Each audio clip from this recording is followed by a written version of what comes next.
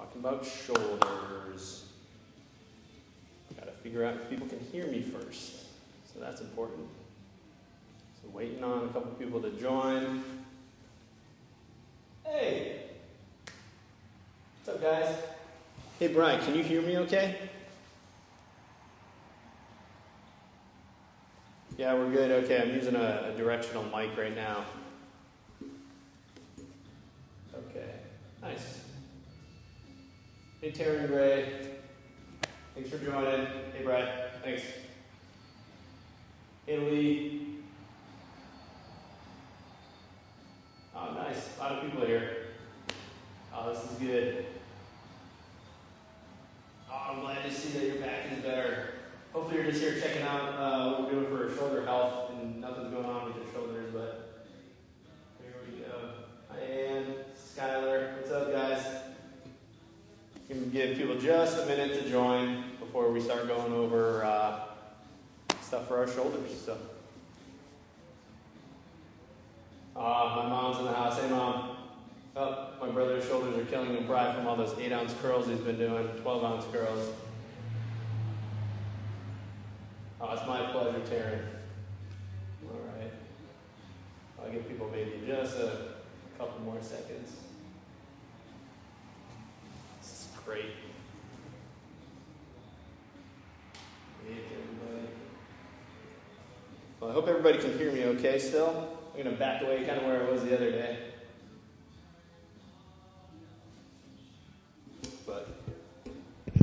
So this is that microphone I'm using. Hi, Ashley. All right. Where are we at? Ah, Steven. Steven's in the house. I bet you can hear me a lot better. I got this guy going, but who knows? I'm also standing 3 feet from the camera. So, all right. Well, it's 4:02. That should be good. So the other day I did some stuff for people's low backs. They seemed to like it. But just with sitting that we've been doing for with our phones or with our laptops, things like that, we tend to have this rounded position. And when it comes to the shoulders, it's not a great place to be. Now, just because we have rounded shoulders doesn't mean things are going to hurt. There's no actual association between posture and pain levels. It's been studied a million times, no matter what your therapists, trainers, chiropractors, doctors say. There's nothing that says someone walking around with this posture is going to hurt, but it doesn't help, I can tell you that. It changes our breathing patterns. It leads us to get injured more often than people who stand upright, nice and tall. So all the time we're spending on our laptops now that we're working remotely or we're on our phones, it can't be great for us. So I'm here to help undo some of that. I'm also here to help you maintain your shoulder health so they're healthy, they're happy, they're strong, they're mobile, all things that we need for good shoulders. And just a little bit about the shoulder. It's kind of like a saucer sitting there on the side of your body with a basketball on it, okay? It's not very stable just by itself. And so we have this little extender for the plate called our labrum. And then we have our rotator cuff, we have our deltoids, our biceps, our lats, our pecs. And I think you're kind of getting the gist. We have a lot of things that can influence our shoulder, even our upper traps, our mid traps, our back muscles, all these things. So we have a lot to address when it comes to the shoulder. But for something general like this, and if somebody walked into my clinic and they said, hey, my shoulder just hurts, non-specifically, it's here, we try to figure out what it is. But for the most part, the first thing I tell people is, let's see what movement can do. Resting's probably not going to help it because most people are going to rest in that flex position. So I like getting people moving. Let's see what people's postures can do. Let's see. Oh, there we go. So let's see what people's changing their posture or doing some exercises can do for them. Now, most of the stuff that we do today is going to be in a safe range, but if it bothers you at all, just take a break. We're going to be doing things at the most, just like the other day, for about a minute or so. This should take roughly about 20 to 30 minutes. I said that the other day. It ended up going like 38. But I think that we'll be okay here. So, like I said before, mostly movement. We have a couple stretches that you can take throughout your day, kind of break up your sitting with them, combine them with a lot of the stuff from the low back day, and you're going to be good to break up all that sitting and feel good. So, all right, so let's get to it. A lot of this stuff is taken from other professionals who know a lot about a lot, and these first three things are taken from a guy. His name is Dr. Tom House. He works with a lot of professional athletes, throwing athletes. His big one right now is Tom Brady. He worked with Cam Newton, a couple of the quarterbacks in the NFL. I think Drew Brees was another guy that works with Tom House. And he is a big supporter of shoulder circles. And so I'm going to back away a little bit so you can see me. And we're going to do shoulder circles with 3 hand positions. The first one is going to be palms down. The second is going to be palms forward. And the last is going to be palms up. Now, it's something just really simple, like shoulder circles, that can bring a lot of blood flow to our shoulders. We have a ton of tendons in there. Tendons don't get a lot of blood when they're not moving around. So we have to feed them that circulation. We need to give them some blood. So we need to use the muscles, pump the blood in and out of those areas so they can feel good, mobile, limber, stretched, whatever you want to say. So I'm going to do these with you. We're going to start off with shoulder circles 3 ways. The first way is palms down, and we're just going to do 10 shoulder circles forward. And now, if you were here the other day, you know I'm a terrible counter, so maybe just go based on the amount of time I do it. And then we're going to switch to 10 small shoulder circles backwards. These are not big, these are small. And you'll see why in a second. I think that was 10. I think I got that right. Now we're doing 10 medium forward. With control, we're not flying through these. You'll see that I'm making big circles, big range of motion. I'm not just keeping it kind of here. So these are medium. Then we're going backwards.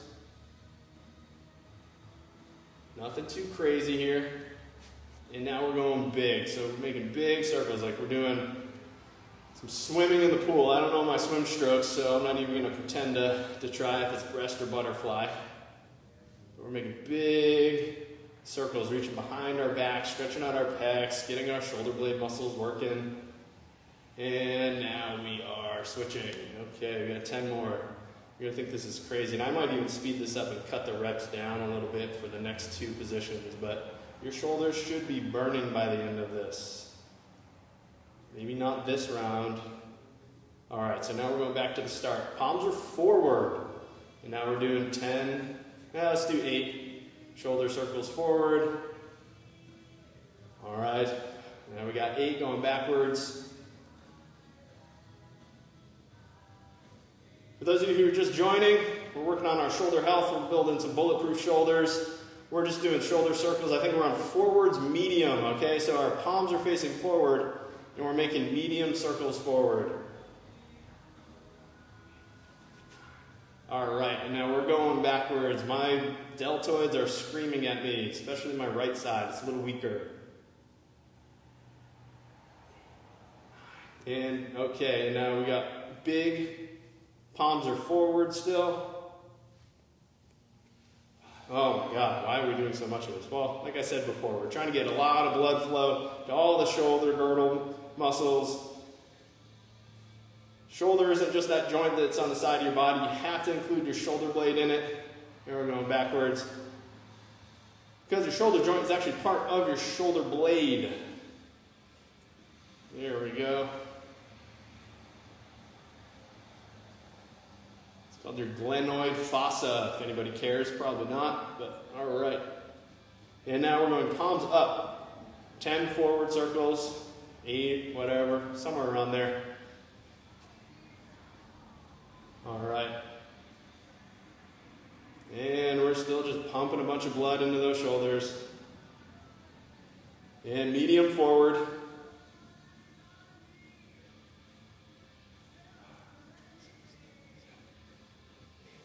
And sometimes I'll have even people do these if they have any neck issues, because a lot of times the shoulder and the neck and the thoracic spine just are so closely related. It's hard to pick one out without addressing the other. I tend to see things in certain areas of the body.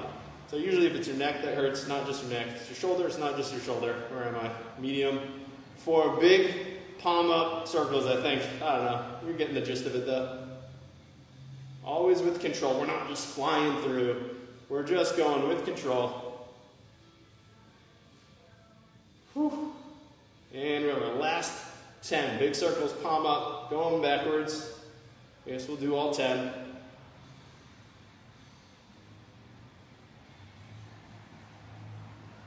All right. All right, shake it out just for a second. You should feel a lot of work going on in your shoulders, maybe even your upper back, and that's good, okay? All good things. Like I said, we want to bring a lot of blood to the area, so we've got to use those muscles.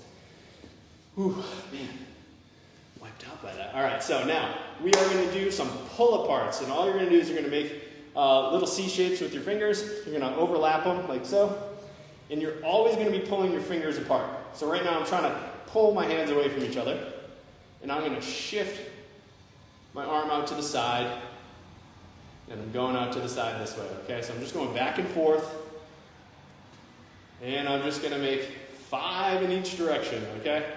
So for those of you who might still be joining, you've got a nice little warm-up in with some shoulder circles. We did, I don't know, 300 on each side, it seemed like. And so we're going side to side here, just pulling apart, working those upper back muscles, back of the shoulder muscles, your deltoids. Ooh, most people, when they think of their shoulder, they're thinking actually of the rotator cuff. It just has a lot of, people know a lot about it. It's not your rotator cuff or whatever. It's your, it's your rotator cuff.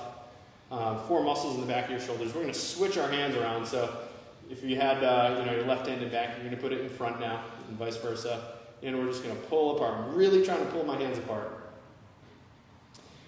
And those 4 rotator cuff muscles are just the muscles. They're the 4 muscles that attach your shoulder blade to your arm bone. That's the only thing that makes them special. And they help stabilize your arm bone. But your bicep and your deltoids also stabilize your upper traps or mid traps, all these things. And we're going side to side. A couple more, maybe 1 more each direction. 1 and 1. Okay.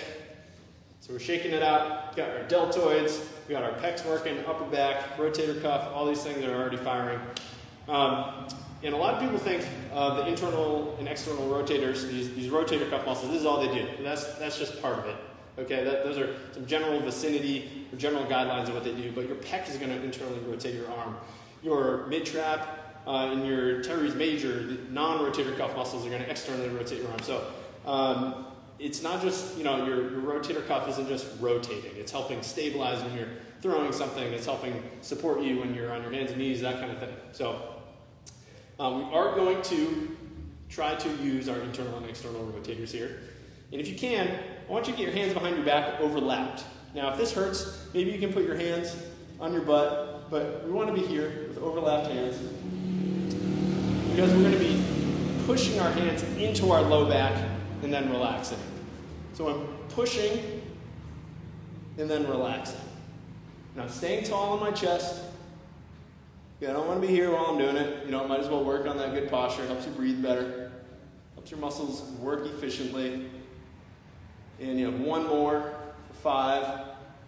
And then you're going to switch your hands around. Or you're just going to do 5 more with your hands down here if you couldn't get them behind your back. Good. 2, 3,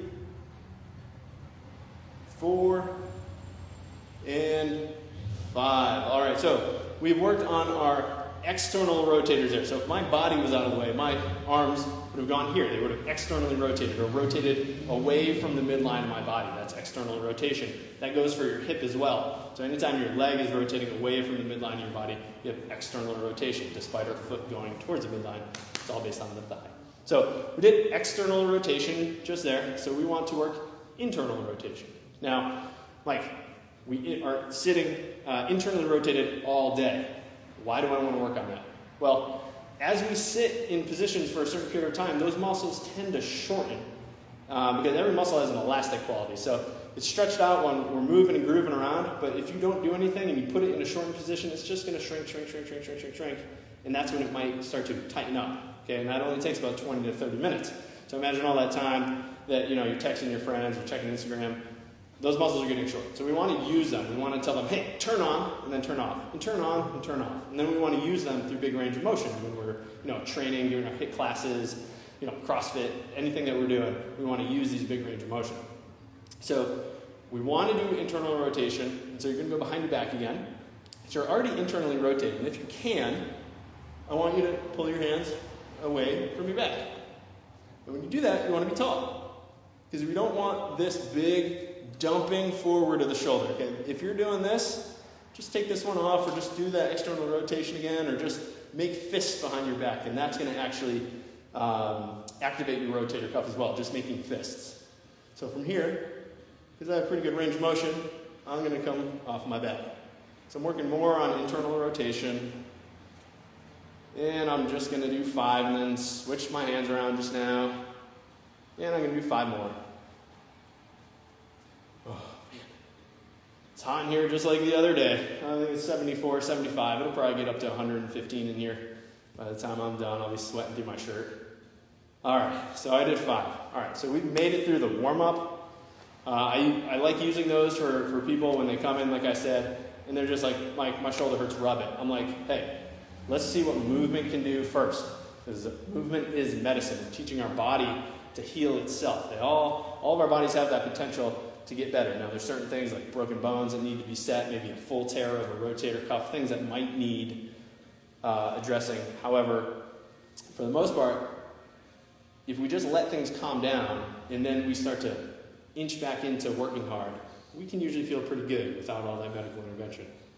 So we've done the warm-up. Now we're going to go through one thing that we did the other day, which is the open book. Open books are going to work on rotating your thoracic spine. And if we don't move our thoracic spines well, we don't have a place for our shoulder blade to pull back. So we can't stand tall if we're locked in this position. I would love for those of you who are following along at home, if you slouch, now I want you to put your arms above your head, okay? Put your arms above your head. How does that feel? Does it feel pretty good? No, it doesn't feel good, okay? Now stand up tall and put your arms above your head. Probably feels a lot easier, okay? And so the positioning of our thoracic spine, the mobility of our thoracic spine plays a huge part in what's going on in our shoulder. So I do tend to focus a lot on the thoracic spine for back and shoulder pain. So we're going to start with some open books. So you're just going to be down on the ground with a mat, with a rug, on your floor, on your mattress, whatever it's going to be. And you're going to bring those knees up towards your chest. That's locking out your low back so you don't rotate in your low back. You're going to have your bottom arm out and your top arm's matching it right out in front of your body. And you're going to open up. And I'm a little too close to the wall, so I'm going to move forward. And the other day, I had you holding your knees down. And that's important. If you can't rotate without lifting your legs, you're going to want to hold them down. And you can only go as far as you can go. If I get to here and my knees start coming up, I've gone as far as I should go. There's no reason to stress it. As you breathe out, as you go back, you're making 10 reps. Breathe out, so you don't want to fill your lungs with air, making it impossible to rotate. I don't know, I think we're on 8, maybe 9. And one more. And if this bothers your shoulder, as we go to the other side here, if this bothers your shoulder just like the other day, you can just put your hand right on your chest and just pull back. And we're still going to mobilize our thoracic spine. I'm getting a billion pops and cracks today because I've been on the computer doing some telehealth visits. So my spine is craving a little bit of movement. And this is good. 3 more, please. 2. Oh, man. And 1 more. All right.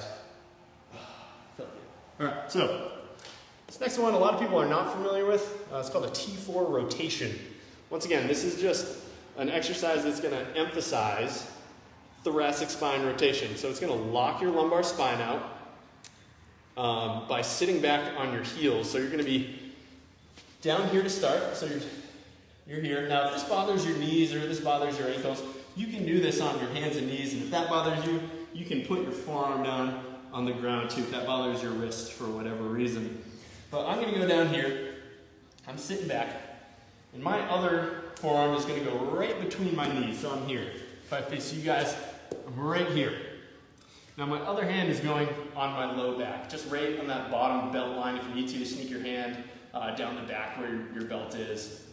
And you're going to be rotating, opening up towards that side. So forearms down, hands on my low back. I'm going to open up towards the ceiling. I'm going to do it this way, I think, so I can talk to the microphone a little bit better. So pulling open, turning my head with it, and we're going 8 on each side. So that's 3, 4, 5. 2 more. Okay, and we're going over to the other side. So, the spine actually can't rotate on its own. If you took 2 segments, 2 vertebrae of your back, and you tried to rotate them, you couldn't get anywhere because you have these things called facet joints that are going to block you. And so rotation actually happens as we flex one side of our spine and extend the other. So when one side goes up and the other goes down, we start to get these little movements of flexion and extension that add up to rotation. So I like telling people there's no pure rotation in our spine. There's flexion and extension. And a combination of those two causes rotation. And so we're actually flexing one side of our spine, extending the other with all of this rotation. So we're grooving that flexion and extension, trying to get that movement back to our spine because for the most part, we sit like this all day. And so it's good to feed it some flexion, some extension. So we've done a little bit of rotation. Now we're going to start getting into a little bit more strengthening, a little bit more using of the muscles of our shoulder girdle. And the first thing is a lower level exercise. Doesn't mean it's easy, but it's called a Sphinx pose. And it's lower level because you're going to be laying down on your belly. Okay? So you're going to be, it's almost like a cobra. People say cobra on elbows, and that's pretty much it. Your elbow is underneath your shoulder. My hips are on the ground, and my chest is tall. And I actually just want you to sink down between your shoulder blades. And here we're going to stretch out our serratus anterior, shorten our upper trap. Might feel pretty good to give some relief to those muscles that kind of get tight. And then after we're down here for a second, we're just going to push up. And a lot of people know this as a push-up plus, and we're actually going to show you that as a modification here in a second. I'm just dropping between my shoulder blades, maybe like a cat and a camel, which we did the other day for your low back. And we're just going up and down 10 times. And I think I'm at 5. So if this is easy, you're saying, I'm not getting a ton out of this. You're more than welcome to go up into a push-up position and just drop down and go up and drop down and go up. But you have to stay really stiff through your trunk. Now we're going to do 3 more of those. We're doing about 10 of these total. And here, we're relaxing, we're stretching out the muscles of our shoulder girdle. And here, we're activating our pecs, our rotator cuff, our serratus anterior. All good things that help stabilize and control our shoulder.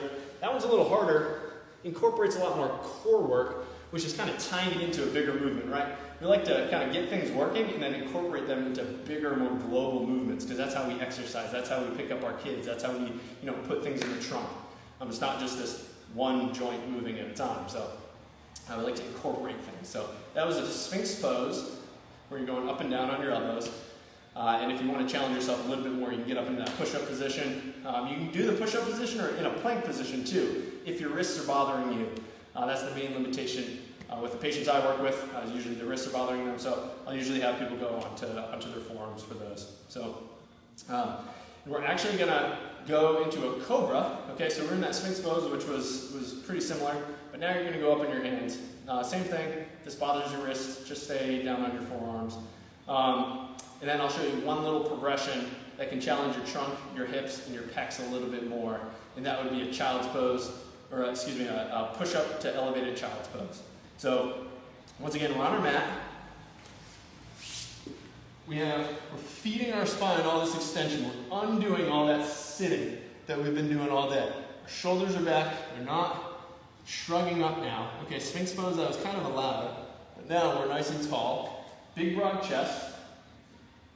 Getting extension through our upper backs and our lower backs, stretching out our hip flexors, and then you're going to go down into a child's pose, prayer position, whatever name you have for it, where we're going to stretch out our lats. And so you're going to just sit there for about 15 seconds. Then you're going back into the cobra for about 15. You're taking nice deep breaths. We're stretching out our diaphragm, It gets nice and short from sitting all day, so we want to stretch that out, make sure that it works well so we're not using our neck muscles to breathe. And then back into child's pose. And if you find that this is a good level and you're getting a nice stretch in your lats, and in your low back maybe, that's great. Continue with it. But if you want to challenge yourself, maybe a little bit more and your wrists are healthy, you're going to go in a push-up position. And then you're going to glide back with your knees off the ground into an elevated child's pose. And then you're in a push-up position and a child's pose. And we're still stretching out our lats. We are just using our pecs and our rotator cuff muscles and all that stuff to have to stabilize a little bit more while we stretch our lats and our pecs. So a little bit higher level there requires a lot of strength. So if you feel more comfortable with the Cobra and the child's pose, just stick there. It's a great stretch for your lats, for your pecs. And then feeding some extension into your thoracic spine. There we go, there's the word. All right, so once again, just like the open books that we had the other day for our low back health little webinar class that we had, we're gonna be doing bird dogs. So bird dogs are one of these things where we've kind of warmed our shoulders up, we've stretched them, we've mobilized our thoracic spine, now we need to load it up, okay? So we have the push-up to elevated child's pose. That's one option. But we have bird dogs. And bird dogs can be really good at teaching people how to pack their shoulder. So we have a shrugged shoulder. Not many good things happen here. This tends to cause neck pain, can cause more impingement in your shoulder if you've already got it, or it can cause it to happen earlier in your range of motion if you're shrugging versus keeping your shoulder out of your ear. So a bird dog is a great place to learn that in. We're loading up in a closed chain position, which just means your hand is on the floor. Okay, the open chain is arm moving about, hand moving about freely. Closed chain is hand on the floor. Same goes for your foot. Foot's on the floor, it's a closed chain exercise. Foot's off the floor, open chain. So it's a closed chain exercise, which means it's going to have certain stability requirements closer to your body. Okay, so we're going to actually need to create a lot of stability in our shoulder before we can do anything else. And this is why we crawl after we learn to move our arms, okay? Because it's a little bit harder than just moving our arms around. So if you look at your kids, I know with my niece, you know, she crawled and then she walked, but when she was crawling, she was developing all this shoulder strength so that she could pull herself up and start walking. That kind of is how I apply developmental kinesiology to my movement practice, to physical therapy. Is maybe we need to take a step back and learn how to move a little bit better. So if this is a little hard, maybe we need to do some more of those open chain exercises that I was just talking about. Today is not the day for that. We'll get to those in the future. But right now we're going over bird dogs, which are going to be on your hands and knees. For those of you who weren't here the other day for the low back health class. Hands and knees, your knees are underneath your hips. Your wrists are underneath your shoulders. And once again, if this bothers you... All right, sorry. Battery's getting a little low. Anyway, so my wrists are below my shoulders and my knees are below my hips. And I'm going to reach one leg back, nice and straight, not up towards the ceiling, we don't want that. And you're going to reach one arm forward. I'm loading up this side, I'm not slouching, I'm pushing away, and I'm pulling down. And I'm using those rotator cuff muscles, I'm using my back muscles. Same thing on that left side. And here, and I'm just going to switch. We're going to do 8 of these on each side. And I'm pushing away. And from here, what we can do is, if we're struggling to learn what a packed position is, cheat it. Do a really bad job. Shrug your heart out. And then try to undo it. And as you undo it, you start to learn, that is a packed position. That was a pretty bad rep right there. So we shrug and say, that's not very good. Well, I can push away and pull down, and there's my packed position. It's a really strong position to pull, push, carry, lift, press, all these things. I think that was 8. So it's a great position to learn that packing, okay? Am I shrugged? Okay, let me pull it down. And that's when you can start to learn how to control your parts a little bit better. By packing, we open up our shoulder joint so we can move more freely without, or with less likelihood of injuring our bicep tendon, our labrum, or our rotator cuff tendons, those 4 tendons that go through there. So we're going to go into a stretch. This is a very controversial one. If there's any other PTs out there watching, they might say, oh, I thought that was a no-no. But in my reading of the literature, a sleeper stretch is still beneficial. Doesn't cause impingement any more so than lifting your arm up does. So you're going to be laying down on your side. Doesn't matter which one, because we're going to get to them. These next 2 things that we're going to be doing are stretches, so it's going to give you a chance to kind of catch your breath. Whew. All right, so I'm on my left side. I've got my left arm out in front of me. Okay, it's at shoulder level. It's not down here. My hand isn't down here. My hand is definitely not up here. Okay, it's just right out in front of me. My torso is vertical. I'm not rolled back, and I'm not rolled forward. And from here, I'm going to bend my elbow, and if I had a pillow, that'd be nice, but I forgot mine today. And so you're going to bend your elbow, and then you're going to take your top hand, your right hand in my case, and just push down. Gentle. Be very gentle. So I'm pushing. There's no need, there's nothing that says I should be able to get my hand down to the ground. There's just no way. Not for me. But I feel a big stretch on the cap of my shoulder, maybe even a little bit to the side. So I'm holding that for 60 seconds. I'm just holding it, I'm not pressing, I'm not trying to rip my arm off. I am just hanging out, enjoying the fact that I can catch my breath, talk to you guys about strong, healthy shoulders. All right. And I guess I should have been looking at my watch. I'll give myself another 20 seconds here. And it feels good.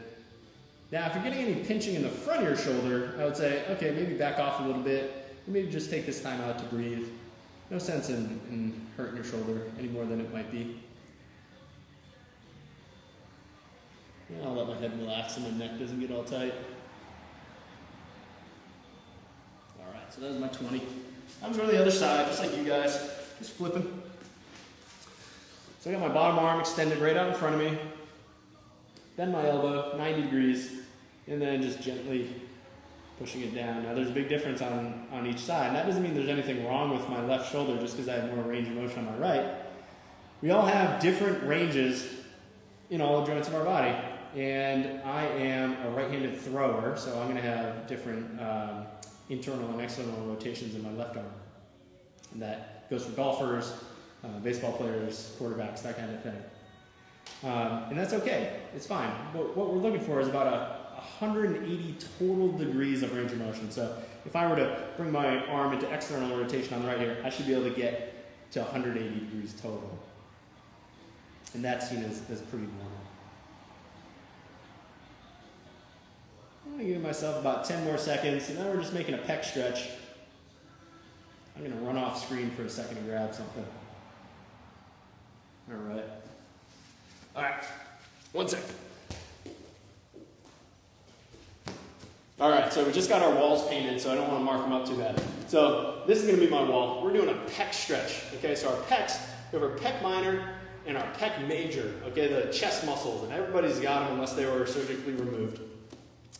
But these help pull your arm across your body. They help stabilize your shoulder. They obviously help to press. Okay, that's why bench press is pretty important. But we're going to stretch them because, once again, they shorten with all that internal rotation that we do throughout our day. And so now we're going to work on externally rotating and extending our arm back. So I'm going to actually just put this on the wall just so I don't mark my wall up with my dirty hand here. You're going to put your hand and your elbow above shoulder level on the wall, and then you're just literally going to turn your body away. Now you should feel a stretch. If this were the stretching shoulder, you're going to feel it right in the front of the shoulder. And I'm just going to be here for 1 minute. And the only reason I would want you to stop this is if your hand starts going numb, tingly, starts burning, throbbing. These types of things are more of a neurological issue. It means maybe you have some tightness in your neck, or your brachial plexus, or the nerves that go down your arm. And we've got about 15 seconds left. A bent elbow or a straight elbow is okay. A bent elbow might take a little bit of that numbness and tingling away if you have it. But we're just trying to open up. So we're trying to open open up that shoulder, the front of the shoulder, in the line of those pec fibers, okay? They run in a diagonal, so we're trying to stretch them in that line. If you bring your arm down here, you'll get some stretch. You'll be stretching a lot of your bicep and your deltoid. You're not going to get as much pec, but it's still a good thing to do just to have, be able to get into this extended position. Now, there's a lot of people doing shoulder circles, like really controlled articular movements. CAMs is what they're called. That also actively can stretch your pec, but we're just trying to passively stretch. After all this time that we passively internally rotate all day, just getting that stretch. And you can do this in a doorway with both arms up too. I don't have a doorway right here, so this is what we get. And just like the open books, we're stretching our pecs. Just breathing, having a grand old time. And we're almost done. We have one last thing after this pec stretch. This is kind of like the bonus. Something that we did the other day with low back stuff. It's a side plank, but we're going to add a little piece to it. It's going to give your posterior deltoid, your mid-back or rhomboid and mid-trap muscles a little work, and your rotator cuff too. So, and your obliques, your abs, all that stuff. All right. So, let's say that was a minute. It was pretty close. So we're doing our side planks. And now, we talked about how side planks can help create some stability, rigidity, and control on our spines the other day. But at the same time, we didn't talk about our shoulder, what our shoulder was doing. And so we're in this internally rotated position a little bit on the ground with our knees bent. Okay, so we're down here, made our way down here. My knees are bent. Like I said, I like these the other way because that lets me squeeze my butt cheeks a little bit harder. I'm not distracted by trying to maintain my balance. And now if this internally rotated position is bothersome to your shoulder, I want you to externally rotate a little bit. It's not my favorite, but it can help you keep your shoulder blade down so you get a little less pinch in your shoulder. If this hurts, you can just skip it, you can breathe, you can do some more open books, some more arm circles if you want. That one's going to be up to you. But we've got our knees stacked, hips bent, and we're going to go up. And now this is great just for creating shoulder stability. I can put my arm up just like I did the other day. But the little bonus I want is I want you to think about your shoulder joint as a hinge that your upper body is going to be hinging on. So I'm going to roll forward and I'm pressing away from the floor. And then I roll back. If you want, you can push your hand down into the floor and that might really get your rotator cuff and posterior deltoid firing. Now down and up. I'm going to do one more.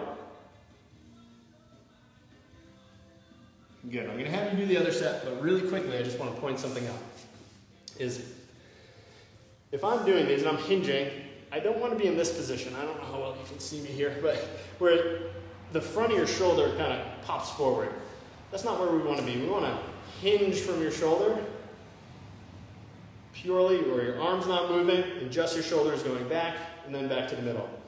Now, if doing this on the ground hurts, you can actually do this on the wall. Here, you can put yourself on the wall and you can roll forward. It takes a lot of the stress of having your body weight down on your shoulder joint if that's bothersome to you.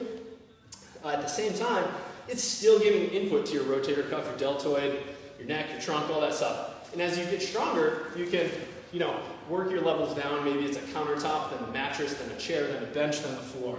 And you can progressively get stronger, and that's going to be good for your back and your hips and all that stuff too. So we're going to do one more set. I got to do this right side. So I'm here. I actually want to do 5 repetitions on this side. I wanted to do 5 on the left, but it's taking me a while. So I'm up, I'm in line, I'm hinging from my shoulder. And I'm keeping my hips nice and high. Hopefully you can see that. Keep my hips nice and high. Now I'm just going forwards and back. I'm keeping my arm in line with my chest. I'm never letting my shoulder jet forward like that because it doesn't feel good even on my healthy shoulder. Pressing down into the ground. I think that's 3. 2 more. 4. 1 more, and then my shoulders are healthy. And they're strong. And they're mobile. Whew. All right. Well, let's see what people have to say. So that's going to be it for this one. Once again, went long, but I think that we've brought a lot of blood to our shoulders. We've stretched, we've mobilized, we've done a lot of good things. Yeah, Kat, I know you're sore. Uh-oh, hip hell. I got you on Friday, 3 p.m. Oh man, so many shoulder issues. Like I said, to start with movement. Start with bringing blood to the area. We got J.R.O. Ever. Thank you so much. It's been my pleasure. Oh man. Yeah, let's see. Shoulder cracking, anything to be concerned about? Shoulder cracking is to be concerned about if it hurts when it happens. I'm not a big fan of it. I wouldn't say, go try to crack your shoulder. But it's most likely the bicep tendon going in and out of its bicipital groove, which ultimately can lead to irritation, but not always. And if it is irritated, that's when it would hurt. So there is the possibility that it could ultimately lead to something that's not good. But it doesn't always mean it's going to happen. If it's in the back of your shoulder, it could be something rotator cuff. Or if it's on the top, we have that labrum that our bicep goes into. Let's see. Neck is so sore from picking up baby. Definitely helped. Oh, yeah. So we got a lot of stretches for the neck that are also incorporated in the shoulder. Upper trap stretch, mid trap, that kind of thing. Cats and camels can be good for those. Let's see here. Cowboy hats and yoga mats. You are welcome. That's a great handle. Yeah, cracking during the moves, like I said, I'm not too concerned about if it's not hurting, so that's okay. Shoulders crunch but don't hurt. Chances are you need to work on that scapular control that opens up the joint so the tendons can move comfortably and not be rubbing over each other. Let's see, Sherry Datkins, I would love to tell you, or I can tell you, that every single person on this earth, if they have a shoulder, has impingement. It just depends on what range of motion it occurs in. So if you have an irritated bicep tendon, it's going to make that range of motion be less and less and less the more irritated it gets. I would definitely say go seek some professional help for that. It can definitely help. Posture is a big issue there, usually. Great. I'm glad you guys thought this was helpful. So, all right, I'm going to pop off here. Let's see. Neck and wrist sessions. Oh boy. Wrist is pretty has a lot of minutia to it. That would be tough, but I can definitely try to jot some stuff down. There's a lot of play with the shoulder into the wrist too. The neck is going to be a big one. I know Kat, my sister-in-law, has been begging me for one for a while. Yeah. Will wine loosen you up? Wine is a muscle relaxant, so it does loosen you up, but it doesn't make for good motor control. So you're not going to move with high quality if you go ahead and chug a bottle of wine and try to do any motor learning. Yeah, Kat, I got you covered.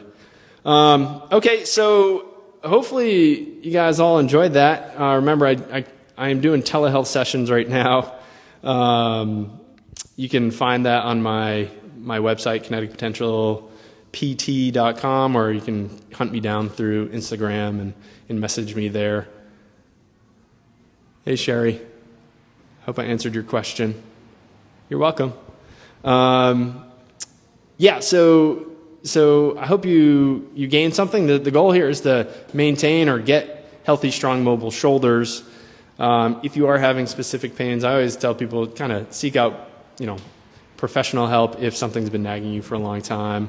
You're welcome, Liz.